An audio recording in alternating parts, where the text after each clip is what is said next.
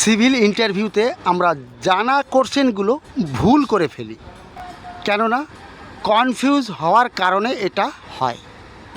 সেই জন্য বন্ধুদের জন্য রইল সিভিল বেসিক ইন্টারভিউ কোশ্চেন। দেখুন, সিভিল ইন্টারভিউ কিন্তু সাইড বেসিক নলেজের উপরই হয়। এই জন্য আজকের টপিতে রয়েছে সম্পূর্ণটাই side basic knowledge. Civil engineering working সাইডে যে রড আমরা ব্যবহার করি এর কত গিডি রড, এটা হচ্ছে দেখুন 500 গিড, এফি 500। এই গিডটা কিন্তু বিভিন্ন রকমের হয়, 415, 550। এক একটা কান্ট্রিতে এক একটা গিডের স্টিল ব্যবহৃত হয়। বিমের এক্সট্রা রড কতটা লম্বা রাখতে হয়, এখানে দেখুন বিমের কাজ চলছে। এটা মেইন রডের নিচে যে রডটি আছে এটা টপ এক্সট্রা। সেম নিচে যে বটমের রডে মেইন রডের উপরে যেটা আছে সেটা মেইন রড এক্সট্রা। এই এক্সট্রা রডটি কতটা লম্বা দিতে হয়, এটা কোন হিসেবে দিতে হয়, এর অ্যান্সারটি হবে ড্রয়িংয়ে উল্লেখ থাকে L/3 বা L/4 এই হিসেবে দিতে হয়। এখানে যেটা দেওয়া হয়েছে L/3 হিসাবে, অর্থাৎ এখানে যে কলমটি আছে এ কলমের সেন্টার থেকে আগের কলমটা দেখুন, আগের কলমের সেন্টারে যে ডিস্টেন্স আছে, মাপটা আছে 4 মিটার। 4 মিটারকে 3 দিয়ে ভাগ করলে L/3 বলেছি, 3 দিয়ে ভাগ করতে হবে, তাহলে হচ্ছে 1300 সামথিং কিছু আসবে। অর্থাৎ এই কলম সেন্টার থেকে 1300 আমার এই এক্সট্রা রড হতে হবে, টপ এক্সট্রাও হতে হবে, আবার এই বটম এক্সট্রাও হতে হবে। নেক্সট, লেয়ার পিন বা স্পেশার বার আমরা কী জন্য ব্যবহার করি এবং কেন ব্যবহার করি, এর কারণ কি দেখুন। উপরের রডটা হচ্ছে বিমের মেইন রডের নিচে যে রডটি আছে এটা এক্সট্রা রড, উপরেরটি হচ্ছে আপনার মেইন রড। এই রডটি আছে মেইন রডের নিচে যে রডটি আছে সেটি এক্সট্রা রড। এই এক্সট্রা রড এবং মেইন রডের মাঝখানে একটা স্টিল দিতে হয়, যে দুটি রড আলাদা রাখার জন্য। নিচেও দেখুন বটমের ক্ষেত্রে মেইন রডের উপরে একটা রড দেওয়া আছে, এই রডের উপরে এক্সট্রা রড দেওয়া আছে। এটাই আপনার লেয়ার পিন বা স্পেশার বার। এটি কী জন্য দিতে হয়, যে এটা এই জন্য দিতে হয় যে সঠিকভাবে কংক্রিট করা যেতে পারে, এই জন্য এই লেয়ার পিন বা স্পেশার বার দিতে হয়। এটা দিতে হয় মিনিমাম 25 মিলির। অর্থাৎ আমাদের কংক্রিটের এগ্রিগেটের যে পাথরটি আছে না, ওর স্ট্যান্ডার্ড সাইজ আছে 20 mm, যে 20 mm ভিতরে যেতে পারে সঠিকভাবে, এই জন্য 25 মিলির লেয়ার পিন বা স্পেশাল বার ব্যবহার করতে হয়, যেখানে এক্সট্রা রড হয়। প্রত্যেকটা জায়গায় আছে, দেখুন দেখুন আগেরটাও আছে। তাহলে বন্ধুরা জানতে পারলেন লেয়ার পিন বা স্পেশাল বার কী। নেক্সট দেখুন, কলমের রডের যে ভার্টিক্যাল আছে না, এই কলমের রডটি এর জয়েন্টটা কোথায় দেবেন, ল্যাপিং জোন কোথায়, এর ল্যাপিং জোন হচ্ছে ক্লিয়ার হাইটের ভিতরে। এই ক্লিয়ার হাইট হচ্ছে আপনার এখানে যে ফ্লোরটি হবে, এই ফ্লোরের উপর থেকে আপনার উপরে যে স্ল্যাবটি ছাদ হবে, ছাদের বিমের নিচ পর্যন্ত যে হাইটটা, এই হাইটটা হচ্ছে ক্লিয়ার হাইট। এই হাইটের ভিতরে এই কলমের রডের ল্যাপিং বা জয়েন্ট দিতে হয়। দেখুন এখানে ল্যাপিং বা জয়েন্ট দেওয়া হয়েছে। এখানে কিন্তু গ্রাউন্ড বিম আছে, এটি এই বিমের ভিতরেই কলমের রডের ল্যাপিং বা জয়েন্ট করেছে। এটা কিন্তু সিভিলের সব থেকে বড় মিস্টেক, এটা কেউ করবেন না। এটা যদি করে আপনি তাকে বাধা দিবেন। এবার হচ্ছে বিমের রডের ল্যাপিং জোনটা কোথায়? বিমের টপের রড আছে আর বটমের রড আছে।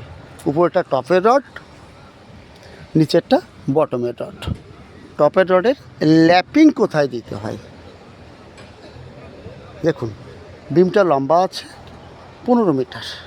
এই কলম থেকে আগে দেখুন লাস্ট কলম পর্যন্ত আছে 15 মিটার আছে।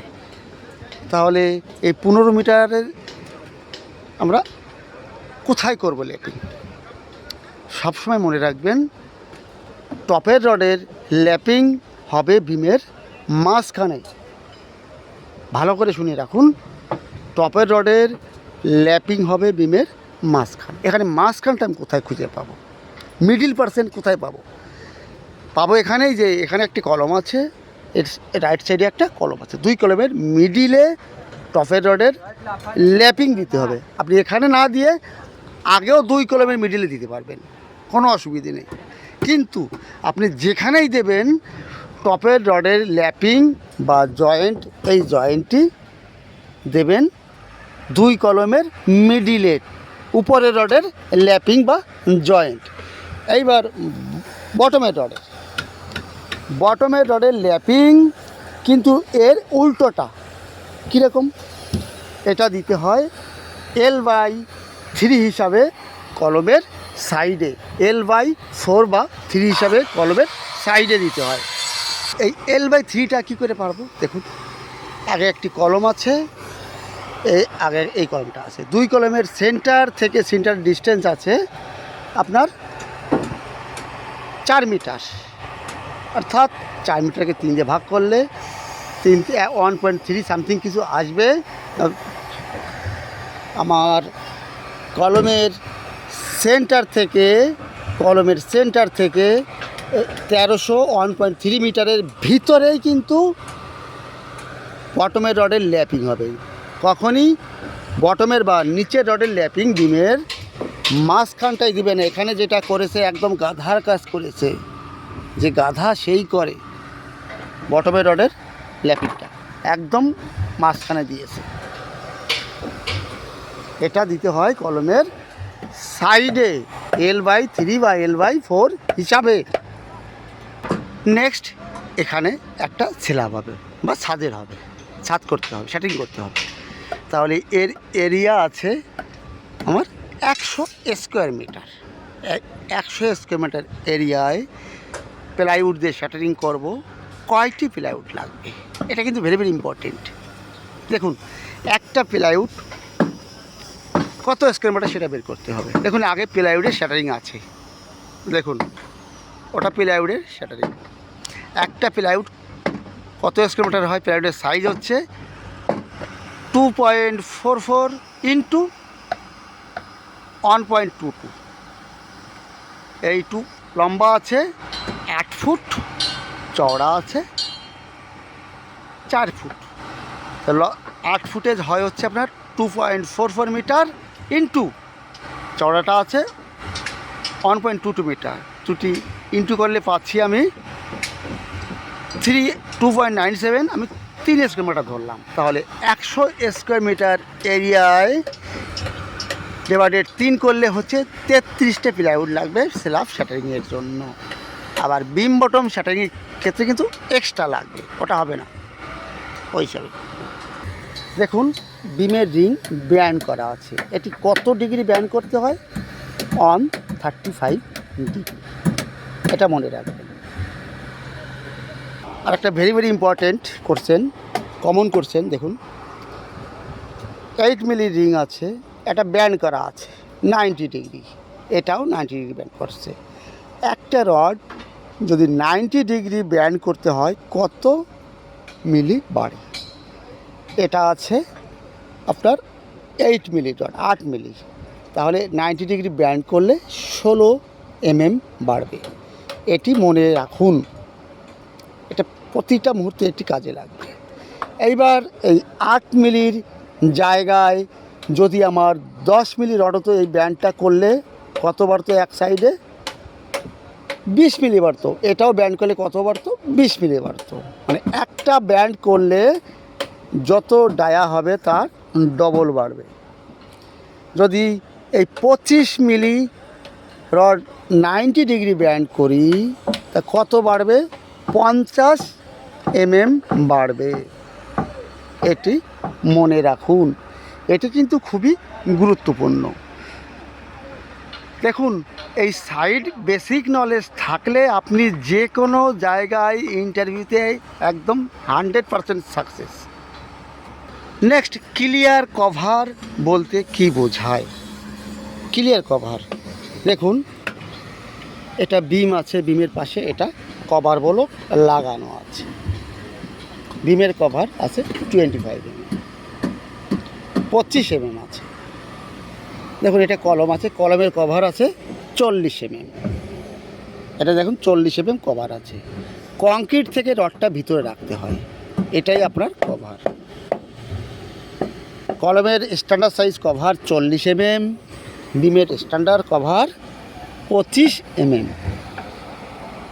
আর একটা গুরুত্বপূর্ণ কোশ্চেন দেখুন, যে কোনো ম্যাটেরিয়াল আপনি কিনতে যাবেন, এটা ভালো ভালো গুণমানের আপনি কি করে বলবেন? এই আইএস কোড আছে না, এটা দেখে কিনতে হবে। আপনি যে কোনো সিভিল ম্যাটেরিয়াল আইএসআই যে মার্কটা আছে না, এটা দেখেই এই ম্যাটেরিয়াল নিতে হবে। যদি এই মার্কটা থাকে সেটা উন্নত মানের গ্রেডের মাল, আর এটা না থাকলে সেটা কখনই নেবেন না, আর কেউকে নিতেও দেবেন না, সেটা আপনার ডুপ্লিকেট। এটা আপনার অরিজিনাল আইএসআই, এই মার্কটা থাকতেই হবে। বন্ধুরা এখন রাখছি, অবশ্যই কমেন্ট করবেন, জানাবেন কেমন লাগলো, মতামত জানাবেন। ভালো থাকুন, সুস্থ থাকুন, অল দ্য বেস্ট।